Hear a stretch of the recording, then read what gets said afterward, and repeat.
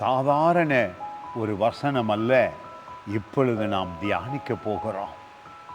உங்கள் வாழ்க்கையில் எதிரிகளை கண்டு சோர்ந்து போனீர்களா? எதிரிகள் என்ற உடனே சாத்தானை மட்டுமல்ல, உங்கள் வறுமை, உங்கள் வேதனைகள், உங்களுக்கு வருகிற அன்றாட பிரச்சனைகள், குடும்பத்தில் இருக்கலாம், வெளியிலிருந்து எதிரிகள் உங்களை துரத்தி வரலாம். பாருங்கள் இந்த வார்த்தையை. ஆண்டவருடைய பிரசன்னம் உங்களை சூழ்ந்திருக்கிறது. உங்கள் நாவிலே துதி இருக்கிறது, உங்கள் உள்ளத்திலே வேத வார்த்தை இருக்கிறது.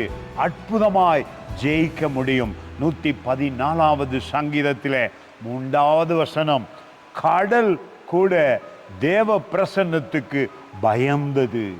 அதிசயம் நடக்கும் உங்களுக்கும். பாருங்கள், சொல்லுகிறது 3வது வசனம், கடல் கண்டு விலகி ஓடிற்று. ஆச்சரியமாயிருக்கிறது. கடல் தேவ பிரசன்னத்தை கண்டு ஓடிற்று. யோர்தான் பின்னிட்டு திரும்பினது. வாக்குத்தத்த செய்யப்பட்ட இடத்துக்கு தேவ பிள்ளைகள் போகும் முன்னே இந்த செய்தி போனது. அவர்களுடைய உள்ளங்கள் உருகி போனதாம், பயந்து போனதாம். அருமையானவர்களே, இந்த நாளிலே உங்கள் தேவன் உங்கள் எதிரிகளை பின்னிட்டு ஓடச் செய்தார். நீங்களோ சுகத்தோடும் பலத்தோடும் நன்மைகளை அதிகமாய் அனுபவிப்பீர்கள். God bless you. Praise Garden Ministries, Norton Bridge, Sri Lanka.